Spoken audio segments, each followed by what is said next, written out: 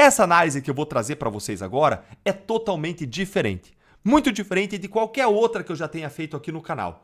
Porque a gente está diante de um momento único, singular, em que tudo pode mudar em um piscar de olhos, em um estralar de dedos. E o curso da história do Brasil pode ser alterado pela coragem de um único homem. Olha aqui. O ministro Flávio Dino do Supremo Tribunal Federal tomou uma decisão que mudou esse paradigma. Ele determinou que as empresas e instituições financeiras brasileiras estão proibidas de cumprir quaisquer sanções estrangeiras sem autorização expressa da Justiça brasileira, mais precisamente do STF. Para contextualizar a gravidade da situação, no último sábado mostrei para vocês o caso de Carrie Lam, ex-chefe executiva de Hong Kong, uma mulher que controlava uma das maiores praças financeiras do mundo, com salário anual de $672 mil e que, após ser sancionada pela Lei Magnitsky, passou a viver com pilhas de dinheiro em casa, porque nem mesmo os bancos chineses ousaram protegê-la, violando a sanção americana. Eu sou Davi Aragão, você está no Hub TNT, e hoje eu vou analisar com vocês uma situação sem precedentes na história das relações entre Brasil e Estados Unidos. Pela primeira vez, o Brasil não apenas disse não às pressões americanas, ele institucionalizou essa resistência após uma decisão judicial do Supremo Tribunal Federal. O que vocês vão ver hoje não é uma análise política ou uma tomada de partido de um dos lados. É uma análise jurídica fria e objetiva sobre as consequências práticas de uma decisão que coloca o Brasil em águas nunca antes navegadas por ninguém no mundo. Fiquem até o final, porque vou mostrar os precedentes históricos de países que tentaram desafiar esse sistema e explicar por que a situação brasileira é tecnicamente diferente de tudo o que já vimos na história mundial. O Brasil acaba de entrar num experimento geopolítico em tempo real, e todos nós somos as cobaias. Para analisarmos tecnicamente a decisão do ministro Flávio Dino, preciso começar esclarecendo uma confusão fundamental que está dominando o debate público. A decisão de Dino estabelece que leis estrangeiras não produzem efeitos automáticos no Brasil sem homologação judicial. Até aí tudo bem, a legislação brasileira já prevê isso de fato e a relação entre os países também. Mas aqui está um ponto crucial que a maioria das análises está perdendo. A Lei Magnitsky nunca operou através de imposição direta de leis americanas em território estrangeiro. A Lei Magnitsky é uma legislação americana que regula o que empresas e cidadãos americanos podem fazer. Ela geralmente proíbe todas as transações por cidadãos americanos ou dentro dos Estados Unidos que envolvam quaisquer bens ou interesses de pessoas sancionadas pela Lei Magnitsky. A lei não ordena que bancos brasileiros façam qualquer coisa. Ela simplesmente proíbe empresas americanas de fazerem negócios com pessoas sancionadas. E aqui está uma distinção jurídica fundamental para a gente entender tudo. A lei exclui do sistema bancário, ela exclui de qualquer transação comercial com empresas americanas ou que tenham relação com os Estados Unidos. O poder da Lei Magnitsky não vem da sua aplicação forçada no Brasil, mas do fato de que empresas brasileiras, por decisão própria, escolhem seguir essas restrições justamente para poder preservar suas relações comerciais com os Estados Unidos. A legislação americana geralmente proíbe todas as transações por cidadãos americanos e proíbe que Moraes faça negócios com qualquer empresa norte-americana. Quando o banco brasileiro decide não oferecer serviços a uma pessoa sancionada, não está cumprindo a lei estrangeira imposta ao Brasil. Está tomando uma decisão comercial para preservar suas operações americanas e seu relacionamento com outras instituições aqui nos Estados Unidos. Do ponto de vista jurídico, a decisão de Dino cria uma proteção teórica contra algo que tecnicamente não existe. A Lei Magnitsky não força bancos brasileiros a bloquearem contas. Ela torna arriscado para esses bancos manterem relações com pessoas sancionadas. Mas a decisão final sempre foi comercial e não legal. Essa diferença é crucial porque revela uma desconexão entre a proteção jurídica oferecida pela decisão de Dino e a realidade prática de como as sanções americanas de fato operam no mundo. Não estamos falando de imposição de leis estrangeiras no Brasil, mas de consequências comerciais voluntariamente aceitas por empresas que querem manter acesso ao mercado americano. Vou explicar tecnicamente como que as sanções americanas realmente funcionam, porque essa compreensão é fundamental para avaliarmos a eficácia da resposta brasileira. Os alvos da Lei Magnitsky são incluídos na lista de cidadãos especialmente designados e pessoas bloqueadas, conhecida aqui nos Estados Unidos como SDN List. E essa lista é gerenciada pela Agência de Controle de Ativos Estrangeiros dos Estados Unidos, a OFAC. Estar nessa lista significa que qualquer empresa americana que mantenha operações significativas nos Estados Unidos não pode fazer negócio com a pessoa sancionada. A mecânica não é de imposição direta, mas de criação de incentivos econômicos. Empresas que descumprem essas regras podem receber multas milionárias e até perder a operação nos Estados Unidos caso não descumpram essas regras. É esse risco econômico que leva empresas ao redor do mundo inteiro a voluntariamente implementarem as restrições definidas pelos americanos. Entre as maiores instituições financeiras do Brasil, é comum que os bancos mantenham operações nos Estados Unidos e subsidiárias ou dependências em território americano. São os casos de Bradesco, Itaú Unibanco, BTG Pactual e até mesmo do Banco do Brasil. Esses bancos não seguem sanções americanas porque são forçados por lei brasileira, mas porque têm operações aqui nos Estados Unidos que ficariam em risco se descumprissem as regulamentações americanas. Para contextualizar tecnicamente, quando Alexandre de Moraes foi sancionado, isso proíbe que ele tenha qualquer vínculo financeiro com qualquer cidadão dos Estados Unidos. Não há nenhuma lei americana determinando que bancos brasileiros bloqueiem contas de Alexandre de Moraes. O que existe é a proibição de qualquer operação que envolva dólares ou empresas americanas. A diferença é sutil, mas juridicamente fundamental. Bancos brasileiros que decidem bloquear operações de pessoas sancionadas não estão cumprindo leis estrangeiras impostas ao Brasil. Estão tomando decisões comerciais baseadas no cálculo de risco e benefício das suas operações internacionais. A decisão de Dino oferece proteção jurídica contra algo que, tecnicamente, não é uma imposição legal externa, mas uma consequência comercial de decisões empresariais autônomas. Essa mecânica explica por que países como Irã, Rússia e outros não conseguiram se proteger simplesmente declarando que não cumpririam sanções americanas. O poder das sanções não está na imposição legal direta, mas na criação de custos econômicos que tornam comercialmente inviável para qualquer empresa que tenha relacionamento com empresas americanas simplesmente ignorá-las. Agora chegamos ao ponto técnico central. Por que a decisão do ministro Flávio Dino pode ser considerada, do ponto de vista prático, uma medida de eficácia muito limitada? A decisão determina que leis, atos administrativos e ordens executivas de países estrangeiros não têm validade no Brasil sem homologação da justiça brasileira. Mas essa proteção não aborda a mecânica real através da qual as sanções americanas de fato operam. Deixa eu ilustrar como um exemplo prático. Um banco brasileiro que mantém operações nos Estados Unidos precisa decidir se oferece serviços a Alexandre de Moraes. A decisão de Dino diz que o banco não é obrigado a cumprir a lei Magnitsky, mas o banco sabe que, a partir do momento que ele continua mantendo relações com o ministro Alexandre de Moraes, suas operações americanas podem ser sancionadas pelo governo americano, resultando em multas milionárias, em alguns casos de bilhões de dólares, ou até mesmo a perda de licenças operacionais aqui nos Estados Unidos. Do ponto de vista jurídico brasileiro, o banco tem proteção legal para manter relações com Moraes aí no Brasil. Porém, do ponto de vista comercial prático, o banco ainda enfrenta a escolha entre preservar essa relação específica ou manter acesso ao sistema financeiro americano. A prática mostra que qualquer empresa que tenha conexão comercial relevante com os Estados Unidos deve negar serviços às pessoas sancionadas. Não por imposição legal, mas por um cálculo comercial. A decisão do Flávio Dino cria um dilema jurídico interessante, mas não resolve o dilema comercial fundamental. Bancos brasileiros agora têm uma decisão judicial brasileira determinando que podem manter relações com pessoas sancionadas, mas ainda enfrentam custos econômicos reais se escolherem fazer isso. Essa situação gera o que podemos chamar de proteção jurídica oca. Existe proteção legal formal, mas os incentivos econômicos que motivam o cumprimento das sanções permanecem inalterados. A decisão do Dino até oferece uma saída legal, mas não elimina os custos comerciais de manter relações com Alexandre de Moraes. Do ponto de vista técnico, isso significa que a decisão de Flávio Dino funciona principalmente como uma declaração de soberania simbólica, mas pode ter uma eficácia prática extremamente limitada. Empresas brasileiras ainda precisarão escolher entre suas operações americanas e o cumprimento da decisão brasileira, e essa escolha será baseada em cálculos comerciais e não em obrigações legais. Para analisarmos o cenário prático de implementação da decisão do Dino, deixa eu contextualizar como que empresas brasileiras podem responder a essa nova realidade jurídica. A decisão vedou que bancos e empresas brasileiras cumpram ordens externas sem chancela do STF. Mas isso não elimina os dilemas comerciais que essas empresas enfrentam, certo? No primeiro cenário, a gente pode atribuir a um compliance seletivo baseado em risco. Empresas brasileiras podem adotar estratégias diferenciadas, baseadas no tamanho das suas operações aqui nos Estados Unidos. Bancos com operações substanciais aqui na América podem continuar seguindo sanções americanas, argumentando que fazem isso por decisão comercial autônoma e não por cumprimento de leis estrangeiras. Empresas com operações limitadas nos Estados Unidos podem usar a decisão de Dino como proteção para manter relações comerciais com as pessoas sancionadas. Já no segundo cenário, a gente pode ver a fragmentação do sistema financeiro. Pode emergir uma divisão entre as instituições que querem preservar as relações com os Estados Unidos e, de outro lado, bancos, principalmente estatais, como o Banco do Brasil, que seguem rigorosamente a decisão brasileira, ainda que isso custe relacionamento com os americanos. Isso criaria um sistema financeiro doméstico com duas velocidades diferentes, onde diferentes bancos ofereceriam diferentes níveis de exposição a riscos de sanções americanas.